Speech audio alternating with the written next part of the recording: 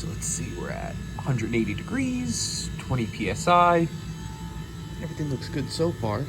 You know, the pipe, it's, you know, hot, but if it was 180 degrees, I wouldn't be able to keep my hand on it that long. Definitely 180 degrees down there.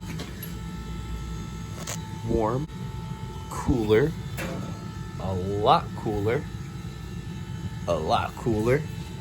Same thing on the supply. So we've got two possibilities that it could be. One could be air, which, looking at this float vent, doesn't surprise me, but doesn't seem like that's it. Ow, that's really hot. Let's try to bleed it out first. And you know me, I am not shy when it comes to floors like this, because that is probably not dirt. Close the zone valve. Zone valve's closed. Try not to get water over everything. And that's coming back cold. Really cold.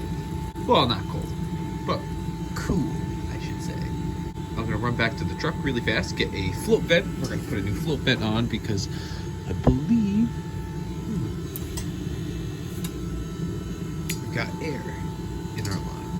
Before I do that, I've still got our ball valve closed. That's getting hot. I feel the return is hot, but our supply, if I had to guess, I'd say that's like 100 degrees. Definitely not the temperature of a hot water line on a water heater, but I mean, come on. What day of the week can you hold your hand on the supply line of a hot water boiler and not completely burn it? If I feel it all the way up and down, it is cold. Both ball valves are open. So, looks like we're gonna have a bad circulator pump. When I touch it, it is very, very hot to the touch. But that could also be the hot water. Alright, we got our new 007, we got our float vent. First thing we're gonna do, power off, let this cool down a couple minutes. And then we're gonna take out the 4 bolts, pull out the motor, put the new motor on. I mean, there's absolutely nothing wrong with this cast iron or the flanges, so there's no reason to take everything out. I think it's easier just to change the circulator motor. I'll put all the electric back on, we'll run it, test it.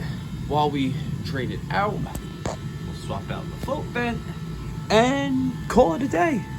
Well, call it a day as in go to the next service call, because it's only 7:30 at night on the 26th of December. And we still got more to go. It's 14 degrees out. Okay.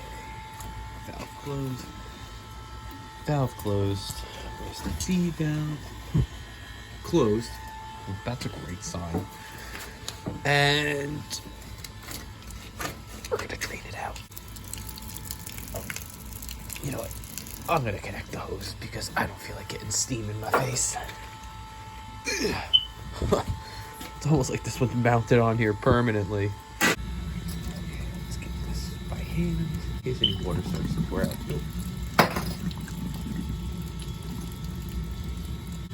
There we go, finally.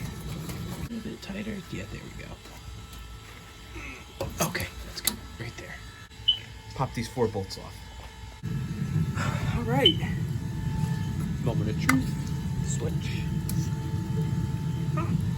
Looks like the circulator pump works after all. Maybe it was the fact that the feed valve was closed down all the way. But why would that be? Circulator is back on. We're gonna open our supply. We're gonna open our feed and let it fill up. I mean, the pressure's climbing pretty quickly anyway. Oh, definitely a problem with the feed. Look at that. Yeah.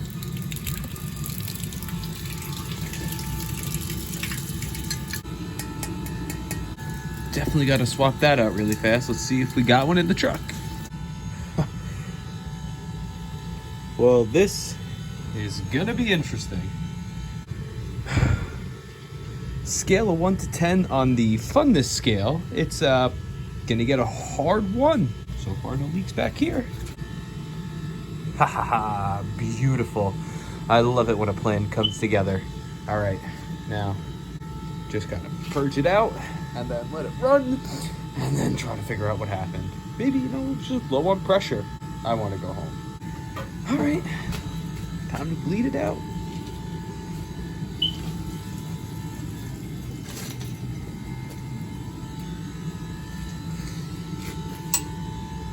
Going up warm, coming down pretty hot.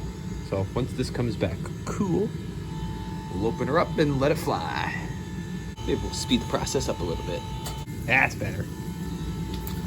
Cold, cooling down, almost there. Oh yeah, keep going, keep going. Ha ha ha.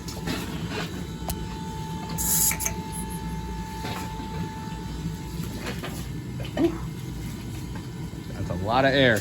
Oh, resolved now. Shame on me for thinking it was the circulator and not the feed valve, but what are you gonna do? All right, down, off, open, power on. Who set this to 220? Come on, 180, that's fine. Economy? Yeah, right. No economy. We want heat and we want it now.